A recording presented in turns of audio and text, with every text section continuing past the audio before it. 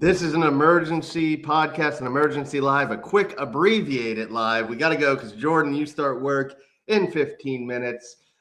Those who didn't know, Mike McDaniel has been fired. This is going to just be a quick one, and we're just going to read the tea leaves. Jordan, I'm going to set this up for you because you are very in tune with this. For those who are not in our Discord, you should join. We will post a link on Twitter as well. Jordan said the other day, Mike McDaniel, if he gets fired, it's because Stephen Ross has an idea that we have a chance at a big name. Well, we got the list of GMs we were gonna interview. Then out of nowhere, late in the process, Chad Alexander got at it. He has 20 years of experience with the Baltimore Ravens. Then an hour later, John Harbaugh is fired. Then last night, Chad Alexander, without having an interview, by the way, that's reported. He did not do a Zoom interview. Is one of our 4 finalists. Now, 15 minutes ago, Mike McDaniel was fired. Jordan, I think this leads, it's very easy to connect the dots where things are going to go. I think that you and I are pretty in tune with what's looking like it's going to happen. But I think that there's still a couple steps left to take, and that's John Harbaugh accepting the job and wanting the job and choosing us over the other teams that are interested in him. I don't think that, like I said the other night and got some pushback on, Stephen Ross really, really liked Mike McDaniel. I don't think that this was an easy decision, to say the least. But I think that, like I said the other night, it was going to come down to, can the people that are around Stephen Ross convince Stephen Ross that there is a plan to move forward? Now, is that John Harbaugh? We think so, just because the timeline of his firing mixed with Alexander getting the interview, Alexander getting a second interview, which we find out is now his first interview, with Mike McDaniel getting fired. That makes a lot of sense. The Matt LaFleur rumor makes a little bit of sense, but I just don't know if that makes the most sense. I think it's Harbaugh. I really do. I'm not going to report it. I'm not going to say it, but I do think that that's the direction we're going in. But as far as Mike goes, I mean, you look, and this was really bittersweet because I think a lot of Dolphins fans really were happy with the early parts of this era with Mike. And it's sad to see the way it's ending, but I think that either way, we can both agree that no matter what direction the Dolphins take, whether it's Harbaugh, whether it's LaFleur, or whether it's one of the candidates that somebody around Stephen Ross convinced him is a better choice, I think that we're headed in a new direction and a better direction for our franchise. Yes. Again, do want to put this out there. I liked Mike. Thought he was very likable. I thought he handled his end of year press conference well. Absolutely. And I think he had the right answers. Now, I do think a lot of his answers were also job preservation. No, of course. Anytime you feel like your back's against the wall, and it wasn't like Mike McDaniel was up there with somebody else, with Stephen Ross, with somebody. Mike McDaniel was up there, and so in order for him to be up there saying, like, yeah, I'm still the coach, I'm still planning on helping in the GM search, he has to do that as a person and as a coach and whatever. You, until the day that they tell you not to come to work, you show up and you work just as hard as you worked the day before. And I think that was the situation Mike was in. And like you said, I think he handled the press conference as well as anybody could in the situation that he was in. But as I said to a couple of people in our Discord, and as I said to you privately, until it gets heard, until it gets said by Stephen Ross, it doesn't mean anything. And Stephen Ross made his decision this morning. Yep. And as Ozzy said, the wheels fell off. Yes. You and I talked about this on Sunday. By the way, Ozzy, if you didn't see Sunday, I did do the Hawkeye. Go back and watch. Not enough time, bro. We got to go. No, the third quarters were just unexcusable. I do want to say that is every sign points to Harbaugh. I do not want Dolphin fans to be Harbaugh or bust. It Correct. was reported that the interview committee, we'll call it, we're pushing candidates to see what do you think of Mike? What's the step forward? So it is very much. I think the consensus became there was no step forward. Yeah, Um, and like you said, I think that Harbaugh is the heavy favorite. And it's going to take him saying yes.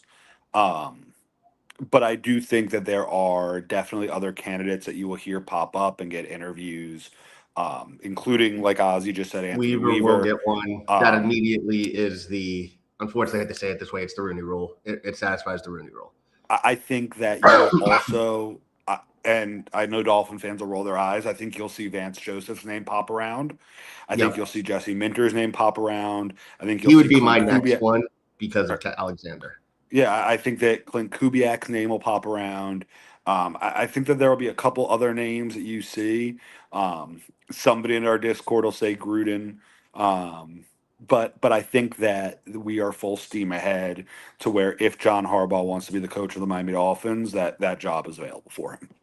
Yeah, Ozzy, as you said, I do think everything. Like I try to be very like impartial, unbiased. I think it is leading to this is a expedited process to get Harbaugh. I thought that last night, honestly, when at 9 o'clock at night it came out and said these are the four finalists. But Miami basically expedited this request. I do not think Joe Brady will be it. I think his name is kind of cooled. If you want names other than Harbaugh, like Jordan said, Jesse Minter, Clint Kubiak has ties to the 49ers Chad currently. And Alexander. yeah, he has to both. Um, so it'll be interesting. I do expect this to be Chris Shule is another one. I don't Yeah, that's a think good so name. because I think we went. I think we're going to go a different direction. I think Kevin Stefanski's another name. Kevin Stefanski will be up there. But I don't Um, think, and this is one of the last things I'll say on this because time is getting cut short. I don't think that this is going to be another guy like Mike that we hire, and that's why I say no to a guy like Joe Brady, where it's going to be like, is this guy going to be a good head coach? I don't. I think we're going to go in a direction where we feel a lot more confident, which leads me to believe that it'll be one of the former coaches being Stefanski, Harbaugh, or even if a situation happens with LaFleur, going in that direction. But I don't see us making a move, hoping that the Packers make a move in a week. Also, LaFleur and Mike have a good relationship, so I don't know if yeah, there would be something there. But I do think that to me the two favorites are Stefanski and Harbaugh. And if we're going to go for a third name, I'd probably throw Jesse Minter in there. yep. I would put Jesse Minter in there. Do not be shocked if Anthony Campanelli uh, gets a look because of the link to John Eric Sullivan. Um, but and I know Jordan's getting ready to go off. Like I said, this is a very quick reaction. We can't do a full reaction. We might do a full reaction later. Bring Kev on, but I think what you're looking at is they're gonna. I would not be shocked if we have a GM named tomorrow. Yeah, I wouldn't be either. I definitely think it'll happen by the end of the weekend. As Yeah, far as the GM is concerned, I think that as interim far as the is as coach is well. concerned, it might take an extra day or so. Yep. Yeah, coach is going to take a little bit longer. I feel very safe and confident saying if Chad Alexander is the GM, John Harbaugh will be a Miami Dolphin by this time next week. And I would be shocked, Uh, not, especially to keep this in mind. Harbaugh said, it came out and said he will not start interviewing till Monday. And it really sounds like the competition is the Giants there. It's been out there. He's been doing a lot of research on the Giants. He likes Jackson Dart. Um, so yeah, I think that the biggest problem with the Giants is probably going to be Joe Shen, and it's yeah, probably going to be the fact that in Miami he's going to have a little more organizational control. Yep. Oh, that absolutely is it. Need to see this. I do not think so. It's possible. I don't want to write it out, but I think the call to move on from Tua is coming from a little higher than the coaching staff. I agree. I think, yeah. So Ozzy, to answer that question, I think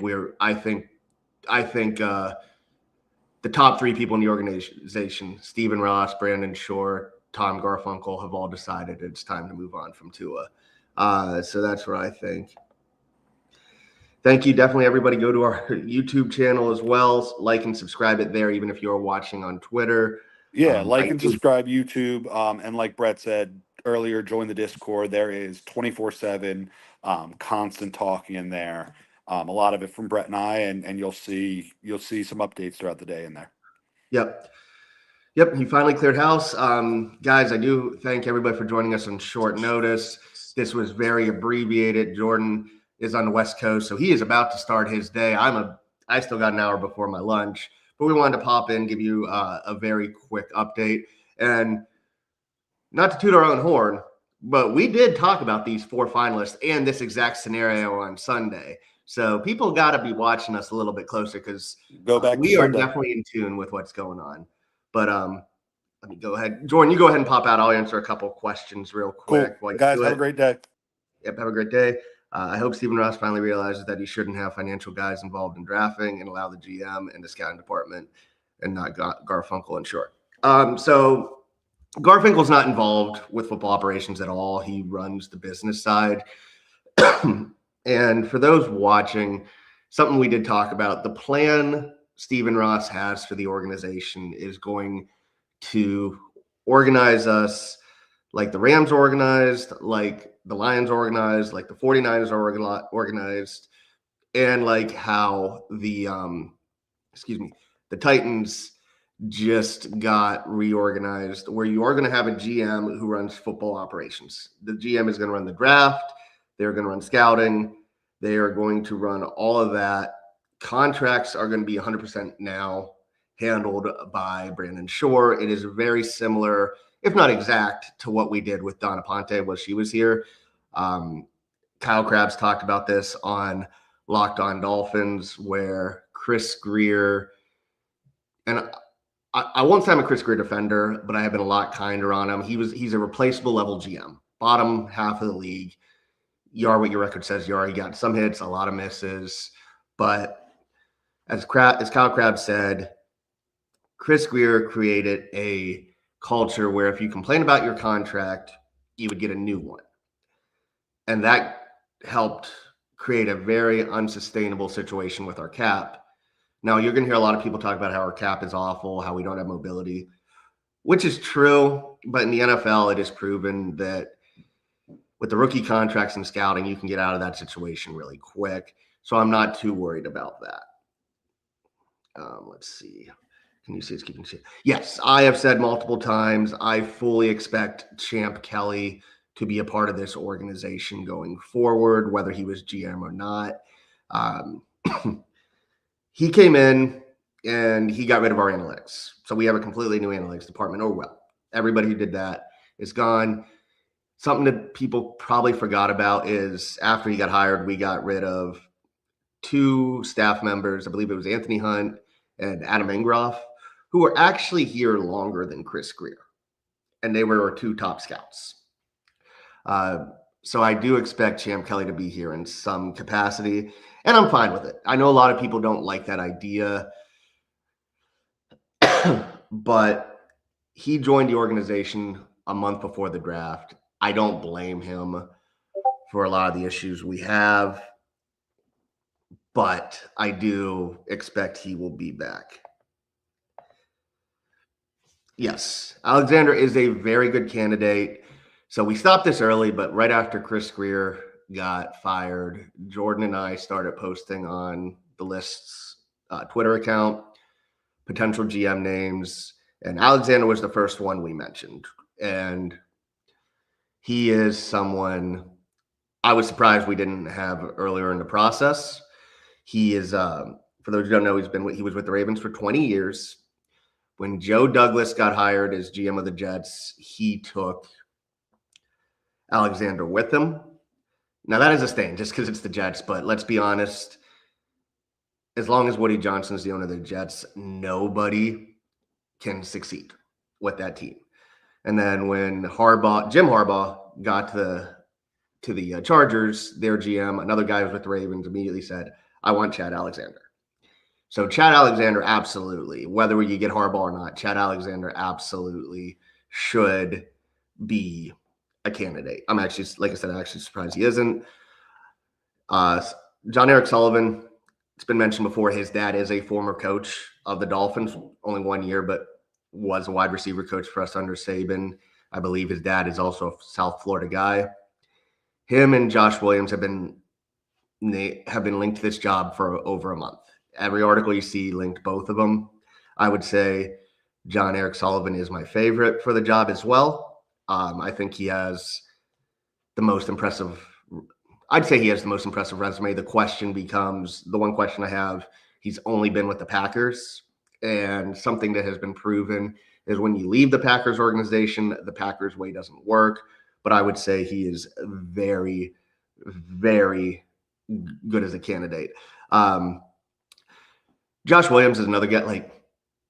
My question with Williams, the 49ers guy, is he was a scout as recently as 2022. So this is a very, very quick rise for him. He was a finalist for the Jags job last year and didn't get it. I saw a lot of people freaking out when him and the other Niners people were named for our interviews. And I will just point this out.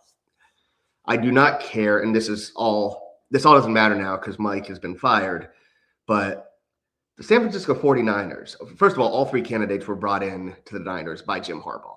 So they are not Mike McDaniel guys. Second, while those three have been there, the 49ers have been to 10 NFC championship games and 3 Super Bowls. I don't care if they like Mike or not. You do not scoff at a candidate that comes from that background. There are some questions because, like I said, it's a fast rise. So if he would be the guy, that would be it. Convince Reggie McKenzie to stay. I think it was time for a quick reset. Reggie McKenzie's well respected, but from all accounts, he wanted to go closer to Tennessee. His family's from Tennessee. I would expect. I would have moved on from Reggie McKenzie. Yeah, Anthony Weaver is going to get talked. I could see them promoting him. I could see if we hired Harbaugh or even Jesse Minter or Anthony Weaver staying, but I also want to word this right. I don't think Weaver, based off of his work as a defensive coordinator, deserves to be the head coach. I wish him well if he does, and I think he does have the qualities to be a good head coach. Now, let me also be clear. I do not think that we put him in the best position. I love the Chop Robinson pick as a Big Ten guy. Thought he was very explosive, way too raw, wasn't ready to step up. Our edges just did not get pressure. That limits what you can do.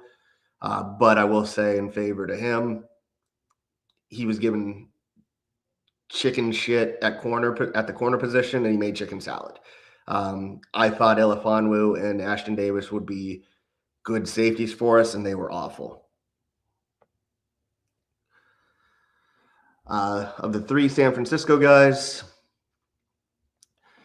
so Josh Williams, the guy who's a finalist for us, has been the one that has been linked to GM jobs the most. I do think if you look at the background, though, Tariq Ahmad probably has the more impressive resume just because he's been doing it a little longer.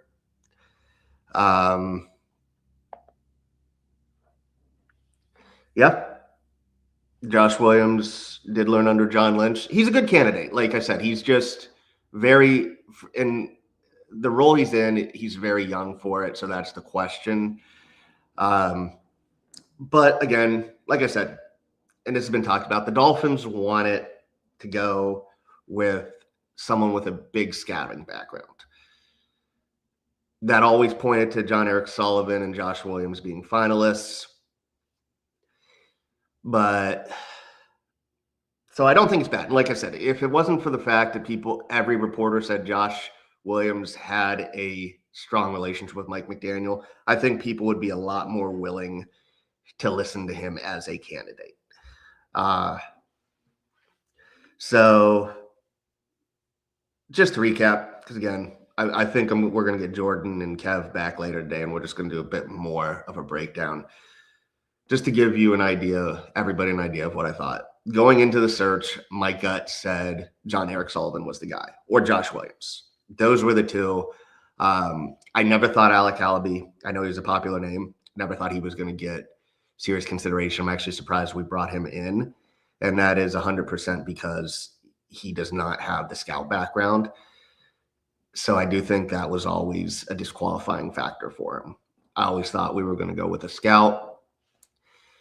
Champ Kelly, again, I said this earlier, I expect him to be with the organization no matter what. I think, to Champ's defense, I do think now that Mike is gone, people may be a little more open to him, but I don't think from a perception standpoint, from a fan standpoint, you can make him the GM. But anybody who's the GM deserves a clean slate from fans. And I do think getting rid of Mike needed to happen for that.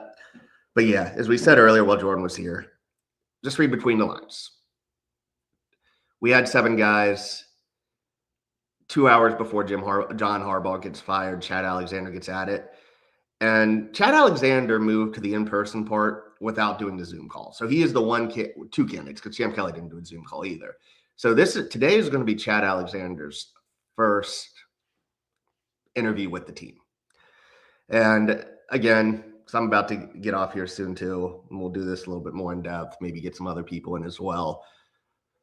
If you see Chad Alexander hired, they're going all in on John Harbaugh. If they don't get John, I'd be shocked if the second call isn't to Jesse Minter. But we'll see. What you have seen now is a fan base that was in a very negative place get reinvigorated. Just keep an eye on social media. More will come out. We will definitely keep you updated as we get it. But thank you, everybody, for joining us. Definitely support other content creators as well, because I guarantee you a lot of people are going live or will be going live soon. Definitely make sure you give everybody a look. And yeah, fun times ahead. And it is something I was not expecting to cover today. I thought this was a possibility, but I didn't think it would happen until the weekend. But hope everybody has a good day, and we will talk later.